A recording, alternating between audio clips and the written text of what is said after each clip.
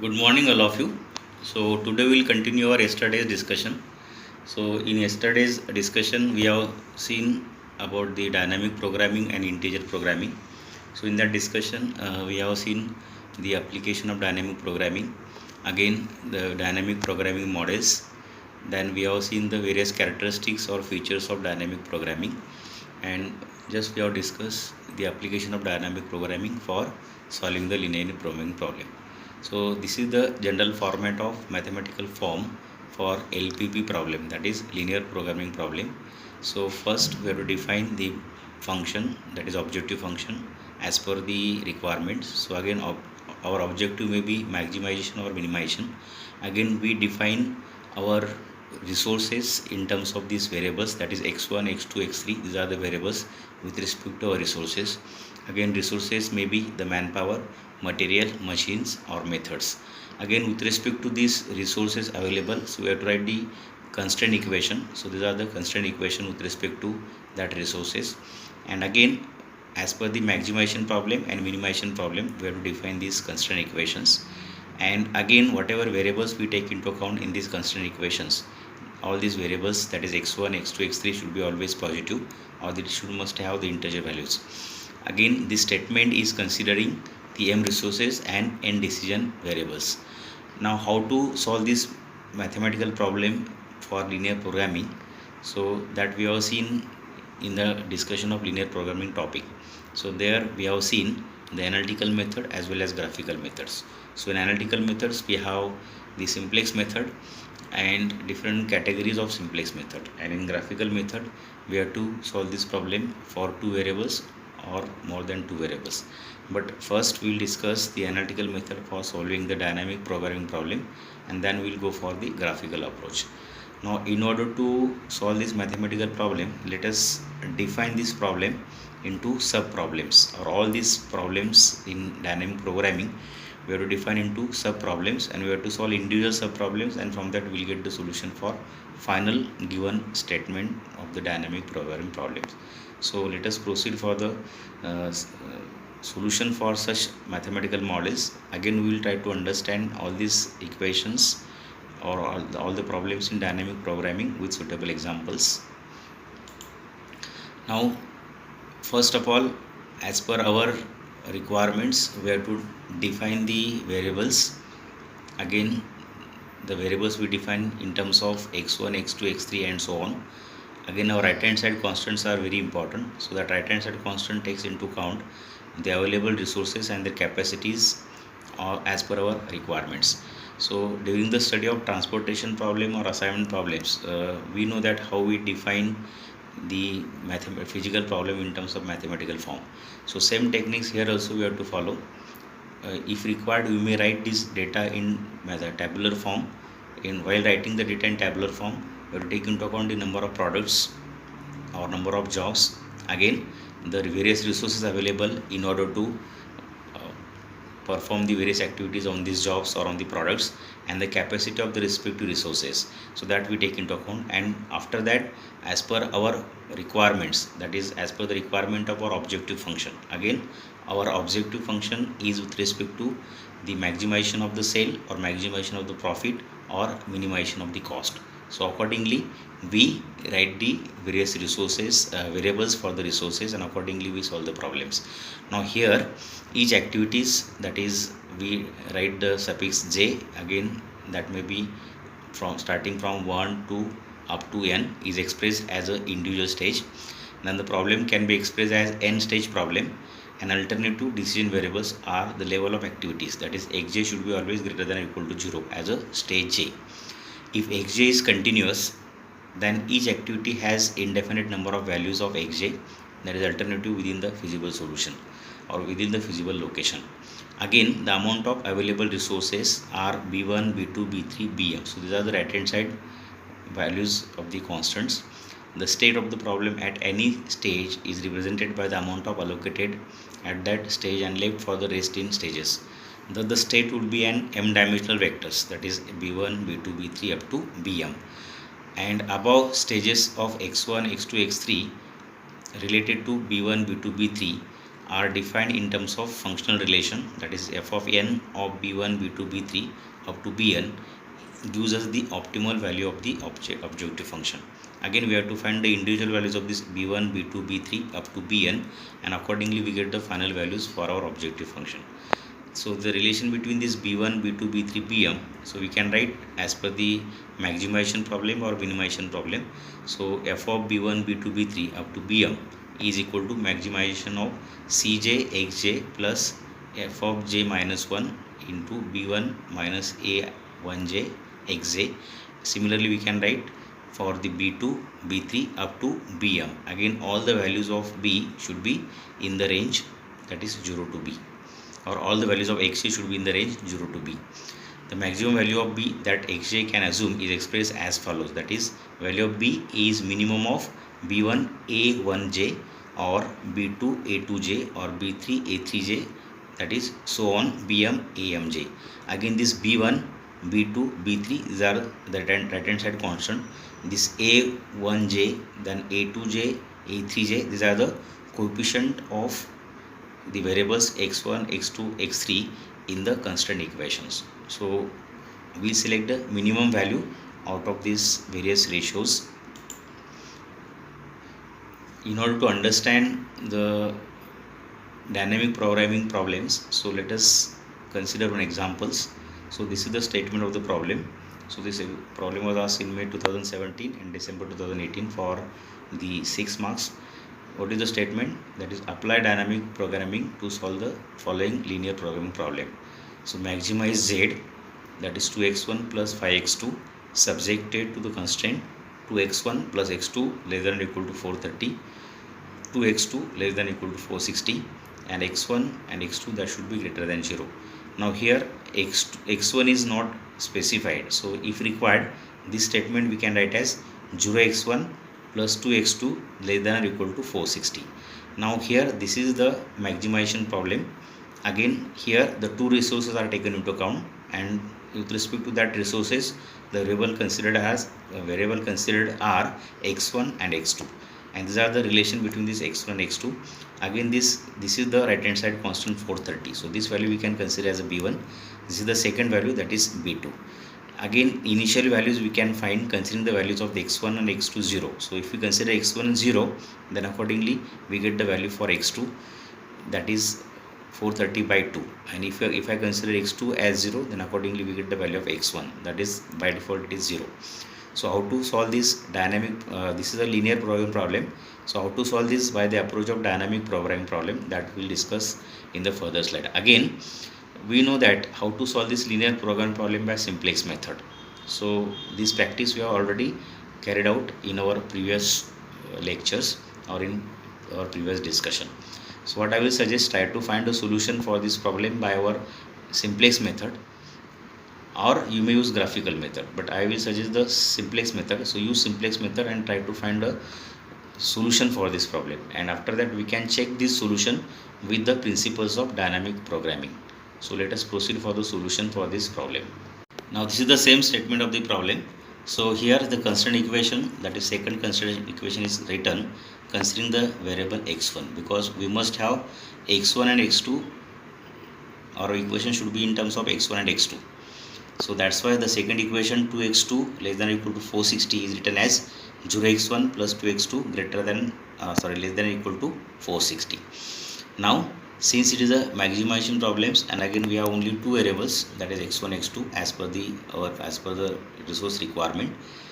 So you may consider similar problems more than 3 variables. So here in objective function there may be 3 variables, that is x1 x2 x3, or there may be more than 3 variables like x1 x2 x3 x4, but up to under graduation problems maximum variables that we take into account in the maximization statement or in the objective function is limited to 3, because as the number of variable increases the time of calculation increases, and accordingly the weightage for the numerical increases. So that's why for under graduation mostly we take into account the maximum 3 variables in the objective function, and again the constraint equation with respect to these 3 variables. So there is no limit for constraint equation, but and up to undergraduation study we have a limitation for the objective function up to 3 variables considering the time limit for solving the numerical in the examination. So let us proceed for the solution of this problem. Again, this problem we have to divide into sub problems considering the right hand side constant b1 b2, and again with respect to this b1 b2 we will find the values for the variable x1 x2, and we will repeat the step till we get the desired objective or till we get the optimum solution for the given problem. So here again we have to write the relation between the right hand side constant, that is b1 b2 b3 up to bn. So here we have taken only two variables, and accordingly we have only two right hand side constants, that is b1 and b2. So this f of n b1 b2 b3 up to bn is written in general form as per the previous discussion, is the optimal values of the objective function defined for the stages x1 x2 x3 xn for the stages b1 b2 b3 bm. So here we have only b1 and b2, so accordingly our substage of the variables will be x1 and x2, and accordingly we write the values for this b1 and b2. So this is a two variable problems because we have only two variables given in the objective functions. If it is more than three variables, then accordingly we have to proceed for the three variables. The procedure remains the same. Again x1 x2 be the decision variables and b1 b2 be the two resources. Again these resources may be manpower, this may be material, or that may be the machines or methods. And this x1 x2 are the decision variables with respect to the relation between these resources as per their capacities or as per their availabilities. The state equivalent of dynamic programming problem are b1 that is 430 and b2 460. Again these are the right hand side constants. So this b1 430 is written from the first equation and b2 is equal to 460 is written from the second equation. Now here since we have two variable, so we will have two stage problems. So the given problem we solve in two stages, that is stage 1 and stage 2. So let us proceed for the stage 1. If there are three variables in the objective function, then we have to convert this problem into three stages, that is stage 1, stage 2, stage 3 and so on. So since here we have only two variables, so that's why we will convert this problem into stage 1 and stage 2, and we will find the solution for stage 1 and stage 2 only, and from that we will define the optimal value for the given variables. Now in the stage 1, again f of b1 b2 is maximum of this 2x1, and again this b is in, this is the limiting values for the b, or this x1 is within the range 0 to b. So this is we have written from the first statement or from the first constraint equation. The maximum value of b that x1 can assume is expressed as follows, that is b is minimum of, so this is the generalized value that we have written in the previous slides. So b is minimum of b1 a1j or b2 a2j or b3 a3j and so on up to bm, that is divided by amj. Again this b1 b2 b3 up to bm, these are the right hand side constants in the constraint equation, and this a1j a2j a3j up to amj, these are the coefficient of variables x1 x2 x3 in the constraint equation. So accordingly here, so b1 value of b1 is 430 and a1j, so this is the coefficient of x1 in the first constraint equation, it is 2, and then b2 is 460, this is the right hand side constant in the second equation, and a2j, so since in the second equation coefficient of x1 is 0, and that's why here we have written 0. So 430 by 2 and 460 by 0, so 430 by 2 is 215 and 460 by 0 is infinite. So accordingly here we can write, so this 430 by 2 is 215 and 460 by 0 is infinite. So here we have to neglect the infinite values. So accordingly the minimum of these two value is 215. So that's why the value of this b is taken as 215. So this is the value of b in stage 1. Now again we have the relation between this b1 b2 b3 up to bm in terms of the coefficient of objective function and the variables in the constraint equation. So accordingly in generalized form we write f of p1 b2 b3 up to bm is equal to maximum of cj xj plus f of j minus 1 in bracket b1 minus a1j xj, comma b2 a2j xj, and so on, bm minus amj xj. Again this cj, these are the coefficient of object variables in the objective function. This b1 is the right hand side constant in the first equation. A1j is the coefficient of variable in the first constant equation, and accordingly we have the relation between all the variables as per these constant equations. So therefore here we can write, since we have only b1 and b2, so f1, that is f1 is with respect to stage 1, so 430 comma 460, this is there the value of b1 and b2. Maximum of that is 2x1, that is we have the first constant equation. So again that is 2 minimum, again we will substitute the value of this x1. Again how will get the value of this x1, that is 430 minus x1 divided by the coefficient of this x1, that is this 2. So instead of z here, actually it is a 2, so by mistake it is written as a z, so it is not z, it is 2. So it is 2 minimum of 430 minus x1 by 2. So when we consider the value of this x1, that is in the limit 0 to 215, so considering the value of this x1 215 here, so what is the value? So it is 430 minus 215, it is 215 divided by 2. Again we have multiplication actually is 2, so 2 will cancel, and accordingly value of this x1 is coming as 215. So that value we have obtained in the stage 1. Now stage 2 of the statement, since it is a 2-stage problem as discussed in previous slides, again we have to follow here forward computation technique, and we have tried the recursive equations or recursive correlations, which is written as f of b1 b2 b3 up to bm is equal to maximum of cj xj plus fj minus 1 in bracket b1 minus a1j xj and so on. Again xj, it should be within the limit 0 to b. The recursive equation is expressed by forward computation technique considering the constant equations as well as the objective functions. So here, since it is a stage 2 problem, so we write here f2 instead of f1.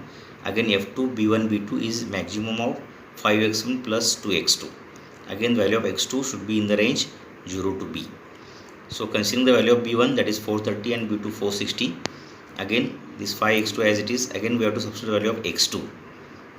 Again we will substitute the value of x2 from the previous relation. So this accordingly here it is f2 430 comma 460 is equal to maximum of 5x2 plus 2, again minimum of 430 minus x1 by 2 and infinite. So here again we have to substitute this value of x2 in the range 0 to b, and accordingly we will simplify this equation. The maximum value of b that x2 can assume is expressed as follows, that is b is minimum of 430 by 1, 460 by 2. So again this is value of b1, this is value of b2, and this is the coefficient in the constant equation. Again 2 is again the coefficient from the constant equation. So 430 by 1 is 430 and 460 by 2 is 230. So what is the minimum value of 430 and 230? It is 230. So that's why we will select the value of b as 230. So in the first stage we have selected the value of b as 215, and in the second stage we have selected the value of b as 230. So always we have to select the minimum values from the given specified ratios. So therefore, so we have 430 comma 460 is equal to maximum 5x2 plus 2, minimum of 430 minus x2 by 2 and infinite. Again value of x2 is within the limit, that is 0 to 230.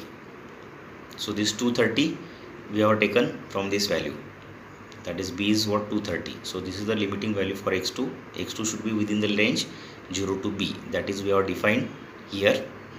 So it is the same value. So since we got b is 230, so that's why here we have to substitute value of this x2 as 230 in this equation. So accordingly it becomes 430 minus x2 by 2, that is 430 minus x2 by 2, it is 100. So substitute the value of x2. Again x2 is what 230. So 430 minus 230, it is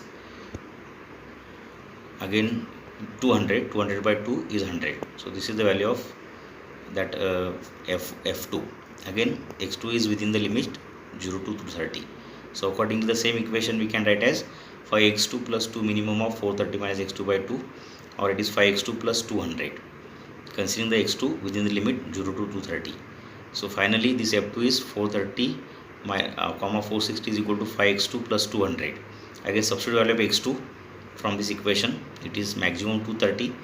So 5 into 230 plus 200. So this value when we calculate, so accordingly it is 1350.